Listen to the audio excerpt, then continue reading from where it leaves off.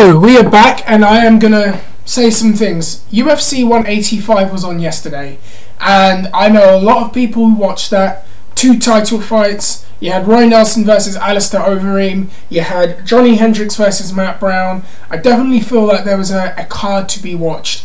But watching that show, coming out of it, especially the title fight at lightweight, it kind of reinforced a point that I had for a long time. A point that if you have followed me on this channel, if you've watched the things that I've done, if you've read the comments I have made, if you know me well and you have a discussion about MMA with me, you'll know that I've echoed this point throughout time. It's a recurring theme, and I am going to make a stand and say it one more time. In my opinion, in all of MMA, and that is the heavyweight weight class, the light heavyweight, middleweight, welterweight, lightweight, featherweight, bantamweight, flyweight, women's bantamweight, women's strawweight, of all of those weight classes, in my honest opinion, the weight class that in my opinion is the most talent-filled, the most skilled, the division with the most elite level fighters, the most competitive weight class, in my honest opinion, is the lightweight division of all the weight classes. Now I know it was more sexy back in the day to say, oh well, light heavyweight with what they had with Chuck Liddell knocking motherfuckers out, Tito Ortiz with his dyed blonde hair, Randy Couture upsetting Liddell and Ortiz in upset victories, Vitor Belfort being down there. In Pride you had Shogun and Vanderlei, Quinton Rampage Jackson. You had all of those guys over there in that weight class. I know that heavyweight kind of dipped and then went back up again in the 2000s when Pride had the heavyweight title, in my opinion, with Nogueira, Krokop and Fedor and Herring and all those guys over there. Then when everyone moved over to the UFC, the addition of Brock Lesnar, the rise of Cain Velasquez and Junior Dos Santos and Shane Carwin, I know that things picked up there, and then heavyweight was considered the best weight class in some people's minds, and I could see that it was very, very popular. I know that middleweight for a long time was kind of viewed as stagnant. I know Rich Franklin was the best guy in the world at one point, but then it was Anderson Silva, and then obviously you had Dan Henderson, who could fight in 2 weight classes, and at the time the cream of the division was Anderson, Rich, Dan Henderson, and then you had some other guys coming up, and now things have really drastically picked up there. I know that welterweight was often argued as the most talent-filled division from about, I want to say 2007, maybe actually no, 2006, 2005 onwards. I know a lot of people said that welterweight was the best division in the world, and I mean, when you had Matt Hughes and George St. Pierre and BJ Penn going up there, when you had quality fighters like Fitch. I know he's not the best stylistic fighter to watch, and I hate that motherfucker, but still, he was a very, very difficult guy to beat. Josh Koscheck was up there, Thiago Alves was there, Cairo Parisian was there, Nick Diaz was there. You had guys like that in that weight class. Yes, it's very talent-filled. You had featherweight that kind of went on a rise back in the day with Uriah Faber, and the popularity that he had that helped build the division and be a true pioneer of the sport. Yes, it did a lot. Then you had someone like Jose Aldo come along and really, really surpass Uriah as what he could do as a fighter. Then you had bantamweight with Miguel Torres back in the day and Brian Bowles, and then you had Brian Bowles knock out Torres, and then you have Dominic Cruz come along, and now you do have some great fighters in Cruz, Barral, Dillashaw and Faber, who's kind of in the Rich Franklin spot right now. I know that people would say that. I know that when you go down to flyweight, Demetrius Johnson is probably the guy that's head and shoulders above everybody in his weight class. It's just a division that not many people are interested in right now. When you look at the women's division, Ronda Rousey is clearly head and shoulders above most of the fighters there. There's only one fight really left, I find, for her right now, or other names get built, and that would be Cyborg, but that's debatable as to whether or not we would see that. I know that strawweight is the division that's on the rise, and I think that, you know, you need to keep your eye on that. But right now, present day, in my honest opinion, for the last couple of years, lightweight is the most competitive, talent-filled division. And if you're a fighter and you want to prove a point, it's that division that you need to prove it in, because in my opinion, lightweight is an absolute murderer's row of talent. absolute murder's row. You look around and you got good fighters, then you look even further, then you got great fighters, then you look even higher and you have elite fighters. There is so much talent in that weight class, it's just unbelievable. And that's the problem. I know a lot of people are going to say, oh, well, the belt kind of changes hands a lot, but in a way, that's kind of the thing. The division is so talent filled that that's going to happen. And in my opinion, when you have a guy that goes into that weight class and dominates that weight class, that should be the person that needs to be considered as the best pound for pound fighter in the world, based on who you have to fight in that weight class. I mean, think about it like this. You had BJ Penn. Before BJ Penn, you had Sean Shirk, who was a great fighter. You had Jens Pulver back in the day. Jens Pulver, BJ Penn. I know Gomi and Pride could fight at that weight class. You had also Shinya Aoki across the pond, who could fight. You know, he was a lightweight and another skilled fighter. You had all those great fighters, but then BJ Penn came along and then destroyed Sean Shirk, and BJ Penn was the king of that division. And people thought no one was going to beat BJ Penn. But then guess what happened? Frankie Edgar came along and then he beat BJ Penn. I know the first time was debatable. The second time, no doubt in my mind that Frankie Edgar won.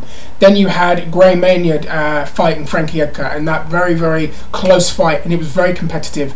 And it looked like Edgar was going to be the guy to hold the belt for a while after BJ Penn. But then what happens? The lightweights from the WEC, the very talented lightweights from the WEC, come up and make things even more interesting.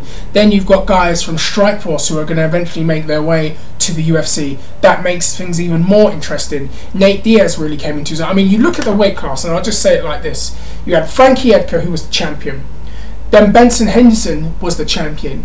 And a lot of people thought Benson was going to be very difficult to beat, right? Because people had a hard time fighting him. He fights Nate Diaz, who was on a rise, who beat the very talented Donald Cerrone. You have Diaz going in there to fight Benson Henderson, and Benson beats him. Benson fights Gilbert Melendez and almost loses the belt to him, and in many people's minds Gilbert won that fight. And Gilbert Melendez, might I add, was considered to be the best lightweight in the world when he wasn't even in the UFC. Gilbert Melendez was in Strikeforce. This is a guy that had a series of fights with Josh Thompson that were classics in my opinion, and Josh Thompson, another top fighter at lightweight, had these fights, and people crowned Gilbert as the uncrowned UFC champion and arguably the best lightweight in the world. And you could see why. This is a guy that beat Shinya Aoki, beat Josh Thompson, destroyed Kalgiri. This is a guy that had wars with Diego Sanchez when he went to the UFC. A guy that put on classics, a guy that was highly skilled. You think, alright, now Gilbert's in the UFC. He's going to be the UFC lightweight champion. Doesn't matter who he faces, he's going to win it. He just about loses to Benson Henderson. Benson Henderson looks like he's going to hold that belt for a while. But Anthony Pettis comes back. After beating Henderson back in the WEC, he kind of goes on a dip. He loses to Clay Guida. He makes a comeback. Anthony Pettis is rise and rise and rise and rise. He comes up. He fights Benson Henderson. Beats Benson Henderson. Just dominates Benson Henderson, and at this point it looks like we have finally found the guy that is going to dominate that weight class. And you've got people behind him, you've got sponsors behind him. I swear he's on like a Wheaties box or something. You know, he's a good looking guy, very innovative fighter, a guy that could almost be a Marvel superhero, like a real life Spider-Man, with him fucking running off the cage and kicking motherfuckers in the chin. Look what he did when he fought Donald Cerrone, another top fighter, when he beat Donald Cerrone in the way that he did.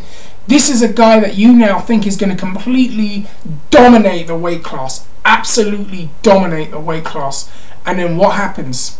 What happens? Anthony Pettis goes in there on Sunday against Rafael dos Anjos, and I know many people favoured Anthony Pettis to win. Why not? Pettis is elite. Pettis fought Gilbert Melendez, and made him look old. He made him look like he was past his prime. Anthony Pettis did that to Gilbert Melendez, who is a bad motherfucker, and Anthony Pettis made him look old. It's crazy what happens there.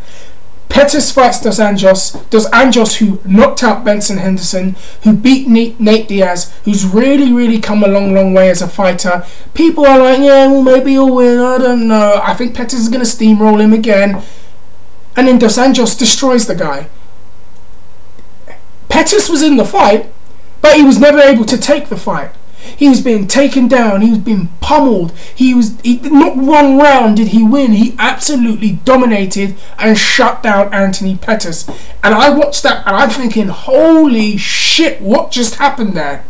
This is a weight class that has so much talent there, and it boggles my mind why people don't pay enough attention to this weight class and really give it the love, the shine and the spotlight it deserves, because there are just so many top level fighters in that weight class. It's unbelievable. I think there's more talent in lightweight than there is in the current heavyweight division.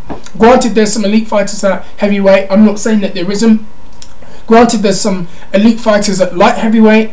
Granted, there are some very good fighters at middleweight and some elite fighters at middleweight and welterweight, which has become very competitive again since George left.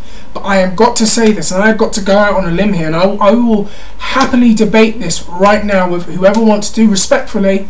I think that lightweight has the most talent and is the most competitive and has the most elite to top level fighters in any weight class in MMA. You look at that, look at who you have to fight. Outside of Rafael dos Anjos, the champion, Anthony Pettis, Gilbert Melendez, Josh Thompson, Benson Henderson, if I've said him twice, I don't know, but Benson Henderson is another one. Michael Johnson, who's really stepped up and really improved. Now, the other person who's fighting, Donald Cerrone, obviously, he's another guy who I think could probably win the belt, but you never know. You have Nurmagomedov, who, if I haven't said his name right, I apologise, another guy that's just on a tear right now. You have good fighters like Eddie Alvarez from Bellator, who people thought was the best fighter in the world over there, having a hard time over there. You have guys like that. Obviously, you've got guys like Nate Diaz down there. You have all of these top fighters in this weight class. And then when you look outside of the UFC, when you look outside and you look at places like Bellator, and you see guys like Will Brooks and Michael Chandler, could you imagine what happened if all of those guys were under the same umbrella? The fights that you could have. To me, that is the best weight, unequivocally, and that's a big word for me, unequivocally the best weight class in MMA, lightweight. And that is my opinion. That is how I feel. I know I'm getting a bit worked up. You have to be. If you're passionate about something and you're fired up about something, you got to let it come out, and I hope that that came out on the camera. I think unequivocally lightweight is the best weight class in all of MMA, and I'm so excited every time there's a fight at lightweight. I know we've got Donald Cerrone and Nurmagomedov coming up next. I think that's going to be a great fight.